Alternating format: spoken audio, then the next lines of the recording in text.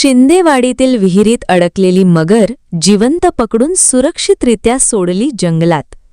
सातवे परिसरातील शिंदेवाडी येथे एक धक्कादायक पण तितकीच दिलासादायक घटना समोर आली आहे।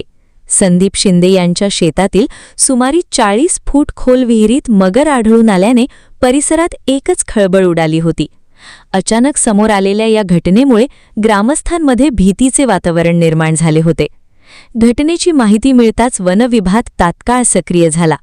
परिक्षेत्र वन अधिकारी माळी साहेब, वनपाल पटकारे साहेब आणि वनरक्षक संदीप पाटील यांच्या मार्गदर्शनाखाली वन्यजीव बचाव पथक कोल्हापूर तसेच पन्हाळा येथील पथक घटनास्थळी दाखल झाले।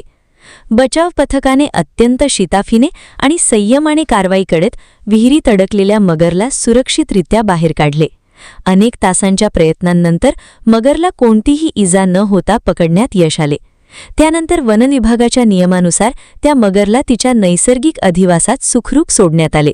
या यशस्वी बचाव मोहिमेमुळे ग्रामस्थांनी सुटकेचा निश्वास सोडला असून वन विभागाच्या तत्परतेचे सर्वत्र कौतुक होत आहे। सबस्क्राइब करा।